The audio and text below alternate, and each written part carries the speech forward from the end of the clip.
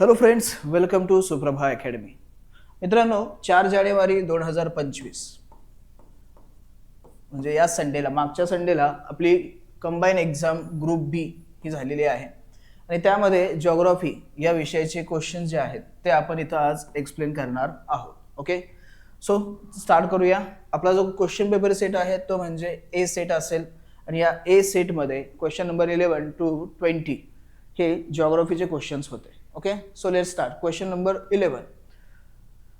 4 statement आहेत A B C D, हे आपल्याला कन्सिडर करायचे आहेत आणि यापैकी कोणते ट्रू आहेत, कोणते चुकीचे आहेत, जे फॉल्स आहेत ते आपल्याला इथं शोधायचे आहेत. Okay, statement A, the range extending from Raireshwar to Shinganapur is called Shambhu Mahadev mountain range. Okay, Statement B, the river basin of Narmada and Tapi are separated by the Satpura mountain range. Statement C, the Godavari and Bhima river basins are separated by Harishchandra Balaghat mountain range. And statement D, the Satmala Ajanta mountain range separates the Godavari and Tapi river basin. Okay, so मित्रांनो, हा जो काही question आहे तो म्हणजे river basin आणि त्यांचा जो काही वॉटर डिवाइड असणारा जो माउंटन रेंज आहे त्याच्याशी रिलेटेड असणारा हा क्वेश्चन आहे. या स्टेटमेंटचा विचार केला तर statement A, statement B, statement C आणि स्टेटमेंट डी हे चारही स्टेटमेंट काय आहेत तर एक्झॅक्टली बरोबर आहेत. ओके, सो याचा आन्सर असेल option number 4, all of the above statements are true. आता हे आपण पाहूया आणि हे समजून घेण्यासाठी आपल्याला मॅप थ्रू आपल्याला ह्या गोष्टी पाहाव्या लागतील. ओके, सो हा मॅप पाहू शकतो आपण. या मॅपवरती आपल्याला रिव्हर्स आणि काही मेजर माउंटन रेंजेस पाहायला मिळतात. सो विंध्य माउंटन रेंज, या विंध्य माउंटन रेंजच्या एक्झॅक्टली साऊथ डायरेक्शनला या इथून ही आपल्याला वेस्ट डायरेक्शनला फ्लो होणारी नर्मदा रिव्हर पाहायला मिळते.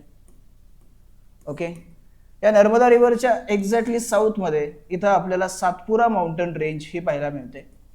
Satpura mountain range. ओके, या सातपुडाच्या एक्झॅक्टली साऊथमध्ये वेस्ट डायरेक्शनने फ्लो होणारी आपली तापी रिव्हर पाहायला मिळते.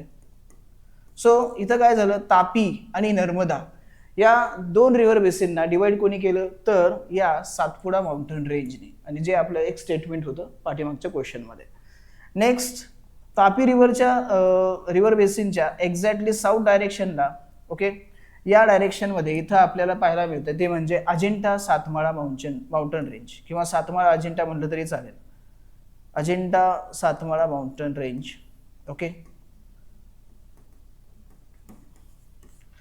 या अजिंठा सातमाळा माउंटन रेंजच्या एक्झॅक्टली साऊथ डायरेक्शनला ईस्ट डायरेक्शननी फ्लो होणारी आपली गोदावरी रिव्हर इथं पाहायला मिळते. गोदावरी रिव्हर आहे आणि गोदावरी रिव्हरच्या एक्झॅक्टली साऊथला आहे ती म्हणजे Harishchandra Balaghat mountain range. Harishchandra Balaghat mountain range. Okay, आणि या हरिश्चंद्र बालाघाट माउंटन रेंजच्या एक्झॅक्टली साऊथ डायरेक्शनमध्ये आपल्याला भीमा रिव्हर बेसिन पाहायला मिळतं. भीमा रिव्हर. ओके, आणि या भीमा रिव्हर बेसिनच्या एक्झॅक्टली साऊथ डायरेक्शनमध्ये आपल्याला शंभू महादेव माउंटन रेंज आपल्याला पाहायला मिळते. ओके, सो हे लक्षात घ्या की, आणि या शंभू महादेवच्या एक्झॅक्टली साऊथ डायरेक्शनमध्ये आपल्याला ईस्टर्न डायरेक्शनला फ्लो होणारी कृष्णा रिव्हर ही पाहायला मिळते. सो मेजर पार्ट जो कव्हर केला याने डेक्कन प्लॅटूवरचा कव्हर केला, इथं असणाऱ्या ज्या काही माउंटन रेंजेस आहेत, ज्या माउंटन रेंजेस या रिव्हर बेसिनना डिवाइड करण्याचं काम करतात. सो त्यावरती असणारा हा क्वेश्चन होता. याचा सिक्वेन्स नॉर्थ टू साऊथ या डायरेक्शनने घेतलेला आहे. सो हे आपल्याला इथं लक्षात ठेवणं गरजेचं आहे आणि याचं क्वेश्चनचं आन्सर जे आहे ते ऑप्शन नंबर 4 असणार. Next question, question number 12. Which of the following 3 districts from Maharashtra recording negative growth rate of population as per 2011 census? Okay, so आपला जो काही महाराष्ट्र किंवा इंडियाचं पॉप्युलेशन जो आहे ॲज पर 2011 सेन्सस, याचा आपल्याला स्टडी करायचाच आहे. हा 1 वर्ष आणखीन करावं लागेल, कारण नेक्स्ट इयर नाही, याच इयरमध्ये 2026 मध्ये आपली जी काही पुढची सेन्सेस आहे ती कंप्लीट होणार आहे. तोपर्यंत आपल्याला डेटा जो यूज करायचा आहे तो म्हणजे 2011 सेन्ससचाच यूज करायचा आहे. आणि क्वेश्चन काय होता तर निगेटिव्ह ग्रोथ रेट रेकॉर्ड करणारे आपल्या महाराष्ट्रातले असणारे डिस्ट्रिक्ट्स. सो याच्यामध्ये ऑप्शन नंबर 2 हे करेक्ट आन्सर असेल. मुंबई सिटी, सिंधुदुर्ग अँड रत्नागिरी हे 3 डिस्ट्रिक्ट्स जे आहेत यांनी निगेटिव्ह ग्रोथ रेट काय केलेलं आहे तर रेकॉर्ड केलेलं आहे आणि ते आपल्याला पाहायचं आहे या चार्टमध्ये. या चार्टमध्ये आपण पाहू शकतो Mumbai city recorded -7.57%, Ratnagiri recorded -4.82% and Sindhudurg recorded -2.21%. Okay, so Mumbai सिटीमध्ये काय कमी आहे तर जे काही तिथले एक्सपेन्स आहेत म्हणजे खूप महाग आहे, त्यामुळे लोक काय करतात तर जो काही सब अर्बन एरिया आहे त्या एरियामध्ये ते परत तिथे शिफ्ट होतात. सो त्यामुळे याच्या इथं रेकॉर्डेड जो झालेला ग्रोथ रेट आहे तो निगेटिव्ह आहे.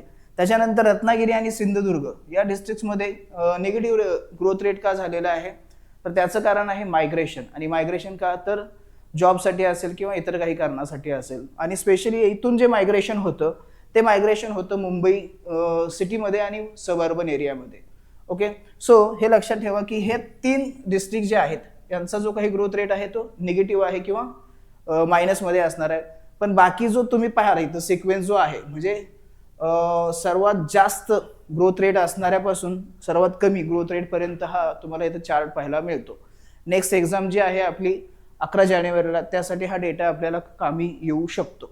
ओके, सो पुढच्या क्वेश्चनकडे जाऊया. Question number 13. Which districts in Maharashtra have more iron ore mineral deposits as per statistic of 2014? आणि हा रिपोर्ट जो आहे तो डायरेक्टरेट मायनिंग डिपार्टमेंट नागपूर यांचा आहे. ओके, आणि ऑप्शनमध्ये भंडारा, सिंधुदुर्ग, गडचिरोली आणि चंद्रपूर हे ऑप्शन इथं पाहायला मिळतात. सो ऑप्शन नंबर 3 हा करेक्ट आन्सर असेल या क्वेश्चनचा. गडचिरोली डिस्ट्रिक्टमध्ये ना around 170 million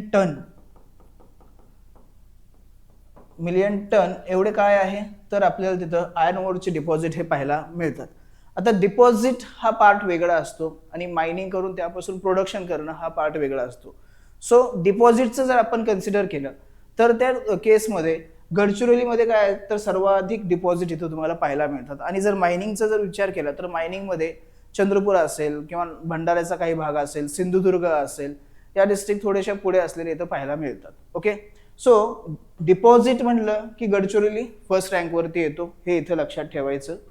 next question number 14. आणि हा क्वेश्चन आहे तो म्हणजे कोपेन क्लायमेट झोनच्या संबंधामध्ये. कोपेनने काही कोड डेव्हलप केलेले आहेत. या कोडमध्ये specially capital letter ABCD okay या लेटर्सचा यूज केलेला आहे. आता हा कोड आणि पुढे त्याचं क्लायमेट टाईप हा आपल्याला इथं याच्या काय करायच्या तर जोड्या जोडायच्या आहेत. सो CWG हा आहे मेसोथर्मल, त्यानंतर BWHW हा आहे हॉट डेझर्ट, त्यानंतर DFC जो आहे तो DFC असणार आहे कोल्ड अँड ह्युमिड विंटर, आणि AMW जो आहे तो असणार आहे ट्रॉपिकल मान्सून, जो काही क्लायमेट टाईप आहे त्याच्यासाठी असेल. सो ऑप्शन नंबर 1 हे आपलं करेक्ट आन्सर असणार आहे कोपेन क्लायमेट झोन. आता हा काही महाराष्ट्राशी रिलेटेड नव्हता किंवा इंडियाशी रिलेटेड नव्हता, पण मे बी इन फ्युचर आपल्याला याच्यावरती क्वेश्चन येऊ शकतो की महाराष्ट्राला कोपेनच्या क्लायमेट कंडिशननुसार जर डिवाइड केलेलं असेल तर ते किती पार्टमध्ये आहे आणि कोणकोणते एरिया कोणकोणत्या पार्टमध्ये येतात. सो तेही आपल्याला इथं समजून घेणं गरजेचं आहे. Next question number 15. Consider the following statements. आता स्टेटमेंट्स आहेत 3. The Chenab river originates near the Zojila pass. हे स्टेटमेंट जे आहे ते करेक्ट नाही आहे तर ते इनकरेक्ट आहे. बिकॉज जो काही चिनाब रिव्हरचा ऑरिजिन असणारी जी पास आहे ती झोजिला नाही आहे तर ती आहे बारालाचा पास किंवा बारालाचा असंही म्हणतात त्याला. बारालाचा पास जो आहे त्या पासच्या इथं चिनाब रिव्हर ऑरिजिन होते. Next, the source of Ravi river is near the Rohtang pass. हे स्टेटमेंट करेक्ट आहे. Next, the source of Sutlej river किंवा Sutlej river is near Rakas lake. So B आणि C स्टेटमेंट हे काय आहेत तर करेक्ट आहेत आणि A स्टेटमेंट हे रॉंग असेल. मग आपल्याला B आणि C स्टेटमेंट करेक्ट असणारा ऑप्शन शोधायचा आणि ते असेल option number 3. So option number 3 हे करेक्ट आन्सर असेल आणि याचं एक्सप्लेनेशन आपण या मॅपवरती पाहू शकतो. हे आपली सुतलज रिव्हर, याचं जर ऑरिजिन पाहिलं तुम्ही तर हे कुठं पाहायला मिळतं, मानसरोवर इथं, राक्कस लेक या इथं पाहायला मिळतं. त्यानंतर रावी रिव्हर जी आहे, या रावी रिव्हरचं जे काही ऑरिजिन आहे ते रोहतांग पास इथं असलेलं आपल्याला पाहायला मिळतं. आणि चिनाब रिव्हर जी आहे, ही चिनाब रिव्हर बारालापच्या पास या इथं आपल्याला याचं ऑरिजिन पाहायला मिळतं. आणि ह्या सर्व रिव्हर ज्या आहेत ह्या ॲक्च्युअलमध्ये जे आपली इंडस रिव्हर आहे त्या इंडस रिव्हरच्या ट्रिब्युटरीज आहेत, हेही इथं लक्षात ठेवा. ओके, सो नेक्स्ट आपल्याला काय असेल पुढचा जो काही अपेक्षित असणारा प्रश्न याच्यावरती, तर तो या सिंधू रिव्हरच्या इतर ज्या असणाऱ्या काही ट्रिब्युटरीज आहेत किंवा त्यांचं ऑरिजिन काय आहे त्यावरतीही क्वेश्चन येऊ शकतो. सो तेही इथं लक्षात ठेवा. आणि स्पेशली रिव्हर बेसिन असेल किंवा आपले जे काही हे आहेत मिनरल्स आहेत याच्या बाबतीमध्ये मॅप थ्रू जेवढा तुम्ही चांगला स्टडी कराल तेवढं आपल्या ते परफेक्ट लक्षामध्ये राहण्याला मदत करतं. ठीक आहे, so next, which of the following statements are correct regarding the rainfall of Maharashtra. 4 statement दिलेले आहेत, ABCD. First statement, in Maharashtra the air pressure decreases from west to east the beginning of the monsoon season. Okay, before monsoon season म्हणजे monsoon season येणे अगोदर ना, March April May या 3 महिन्यामध्ये आपल्याकडे समर season सुरू असतो. आणि समरमध्ये काय होतं तर जमीन खूप गरम झालेली असते आणि याचा इफेक्ट काय होतो तर तिथली हवा ही देखील गरम होते. आणि आपल्याला माहिती आहे की गरम हवा ही काय असते, हलकी असते, त्यामुळे काय होतं तिथं लो प्रेशर एरिया हा क्रिएट झालेला असतो. ओके, सो स्टेटमेंट ए हे बरोबर आहे. Next statement, the distribution of rainfall in the state depends mainly on the distribution of natural vegetation. आता हे स्टेटमेंट जे आहे ते चुकीचं आहे. का चुकीचं आहे? कारण रेनफॉल हा डिपेंड आहे तो नॅचरल व्हेजिटेशनवरती नाही, तर तिथला जो काही टोपोग्राफी आहे त्या टोपोग्राफीवरती डिपेंड असलेला आपल्याला पाहायला मिळतं. सो बी स्टेटमेंट इनकरेक्ट आहे. C statement, when the southwest monsoon winds move eastward from the ghats their vapor holding capacity increases. Yes, okay, so हा स्टेटमेंट जे आहे ते बरोबर आहे. एक्झॅक्टली जो आपला वेस्टर्न घाट आहे, वेस्टर्न घाटच्या ईस्टर्न डायरेक्शनला ज्यावेळी हे मान्सून विंड्स पुढे येतात त्यावेळी काय होतं तर त्यांची वेपर होल्डिंग कॅपॅसिटी जी आहे ती वाढलेली असते. त्यामुळं एक्झॅक्टली जो पार्ट आपला जो वेस्टर्न घाट किंवा सह्याद्री म्हणतो आपण, सो त्या सह्याद्रीच्या ईस्टर्न साईडला असणारा जो पार्ट आहे तिथं आपल्याला एक शॅडो झोन पाहायला मिळतो, रेन शॅडो झोन पाहायला मिळतो. आणि त्याच्यानंतर पुढे गेल्यानंतर काय होतं, जसं जसं ह्या मान्सून विंड्स जे आहेत ते ईस्टर्न साईडला फ्लो व्हायला लागतात, पुढे जायला लागतात, त्यावेळी काय होतं तर रेनफॉल हा इन्क्रीज होत जातो. सो सी स्टेटमेंट देखील काय आहे तर बरोबर असलेलं पाहायला मिळतं. D statement, rainfall increases for west to east Vidarbha. Okay, so हे स्टेटमेंट आपण इथंच डिस्कस केलेलं आहे, सो तेही बरोबरच आहे. सो ए, सी आणि डी हे तिन्ही स्टेटमेंट बरोबर असतील आणि बी हे इनकरेक्ट असणार आहे. सो ऑप्शन 4 हा आपला इथं आन्सर असणार आहे. ACD हे करेक्ट असेल आणि बी हे इनकरेक्ट असणार आहे. Okay, so next question number 17, which of the following statements are false. आता इथं आपल्याला परत 4 स्टेटमेंट दिलेले आहेत. Statement A, the Kamathi coal field is located in the arm river valley. Okay, so हे स्टेटमेंट मित्रांनो इनकरेक्ट आहे. का बरं, तर जो काही कामाठी कोल फील्ड आहे तो आर्म रिव्हर बेसिनमध्ये किंवा व्हॅलीमध्ये नाही आहे, तर तो आहे कन्नान रिव्हर व्हॅलीमध्ये. ओके, कन्नान रिव्हर व्हॅली किंवा कन्नान रिव्हर बेसिनमध्ये आहे. सो ए स्टेटमेंट इनकरेक्ट किंवा फॉल्स म्हणू शकतो. B statement, the coal field in Wardha valley is divided into Chandrapur and Yavatmal district. So Wardha river बेसिनमध्ये जे मिळणारा कोल आहे ते कोल चंद्रपूर आणि यवतमाळ या 2 डिस्ट्रिक्टमध्ये डिवाइड झालेला आहे का, तर हो झालेला आहे. त्यामुळे बी स्टेटमेंट काय असेल, करेक्ट असेल. The Umred coal field is located in the Kannan river valley. So हेही स्टेटमेंट इनकरेक्ट आहे. का इनकरेक्ट आहे, सो इथं हे व्हाईस वर्सा यांनी काय केलेलं, चेंजेस केलेले आहेत. इथं कन्नान आर्म रिव्हर पाहिजे होते, तर इथं यांनी काय केलं, आर्म रिव्हर घेतली आणि कन्नान रिव्हर इथं घेतलेली. सो हे जे काही आर्म रिव्हर आहे या आर्म रिव्हर बेसिनमध्ये किंवा व्हॅलीमध्ये उमरेड कोल फील्ड जे आहे ते आपल्याला पाहायला मिळते. सो सी स्टेटमेंट देखील इनकरेक्ट असेल. त्यानंतर D statement, the Apsara reactor with the assistance of Canada and the Cyrus reactor with the assistance of Britain have been built in Turbhe in Maharashtra. So हेही मित्रांनो स्टेटमेंट जे आहे ते इनकरेक्ट आहे. का इनकरेक्ट आहे? कारण अप्सरा रिएक्टर जो आहे, अप्सरा न्यूक्लिअर रिएक्टर जो आहे तो कॅनडा नाही तर ब्रिटनच्या असिस्टंटमध्ये काय केलं होतं तर बिल्ड केला होता. आणि जो काही सायरस रिएक्टर आहे, सायरस न्यूक्लिअर रिएक्टर आहे, हा कॅनडाच्या असिस्टंटमध्ये काय केलं होतं बिल्ड केलं होतं. ओके, इथंही परत काय केलं चेंजेस केलेले आहेत. सो ए, सी आणि डी हे स्टेटमेंट काय असतील तर फॉल्स असतील. सो ऑप्शन नंबर 3 हा आपला आन्सर असेल ACD. सो बी हे काय असेल फक्त यामध्ये करेक्ट असेल. ओके, सो अशाही पद्धतीने आता क्वेश्चन यायला लागलेले आहेत तर थोडंसं काळजीपूर्वक बारकाईने लक्ष देऊन आपल्याला स्टडी करावा लागेल. सो नेक्स्ट क्वेश्चनकडे जाऊया. Question number 18. The catchment area development program has which of the following objectives. Catchment एरियाचे ऑब्जेक्टिव्स आपल्याला इथं विचारलेले आहेत. Statement A substantial increase in land use and production. B statement stop land degradation by controlling run off. And C statement reducing investment as well as increasing production cost. So कोणते objective correct असतील तर इथं correct असेल ए आणि बी हे दोन objective बरोबर असतील. आणि हा जो काही सी स्टेटमेंटमध्ये दिलेला आपला ऑब्जेक्टिव्ह आहे हा जे ऑब्जेक्टिव्ह आहे ॲक्च्युअलमध्ये त्याच्या एक्झॅक्ट ऑपोजिट त्याने दिलेला आहे. इथं काय झालं पाहिजे तर प्रोडक्शन कॉस्ट जी आहे ती इन्क्रीज न होता ती डिक्रीज झाली पाहिजे, रिड्यूस झाली पाहिजे, हे इथं लक्षात घ्या, कमी असली पाहिजे. सो सी स्टेटमेंट काय असेल तर इनकरेक्ट असेल. ओनली बी आणि ए आणि बी हे करेक्ट असेल. सो याचा आन्सर असेल ऑप्शन नंबर 2 ए आणि B. Next question number 19. Observe the following statement. आता इथेही परत 3 स्टेटमेंट आहेत. A statement the pomegranate technology research centre of Mahatma Phule agriculture university is at Lakhanpur. आता हे लखनपूर कुठे आहे माहिती आहे का तुम्हाला, तुम्ही सांगू शकता. त्यानंतर B statement Phule Yashoda wheat variety is developed by Mahatma Phule agriculture university in 1998. Okay. आणि C statement the office of Maharashtra agriculture university was at Mumbai. So friends यामध्ये ना ए स्टेटमेंट जे आहे ते चुकीचं आहे, इनकरेक्ट आहे. का इनकरेक्ट आहे?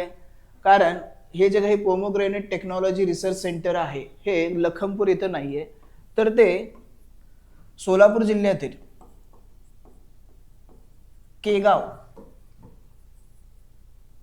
केगाव या ठिकाणी ते आपल्याला पाहायला मिळतं. सो बी आणि सी हे दोन स्टेटमेंट काय असतील करेक्ट असतील. सो याचा आन्सर असेल option number 3. Statement B and C are correct. Next question number 20 and last question of geography. Which of the following statements are true? Statements are true. Vaitarna and Tansa are the tributaries of Ullas River.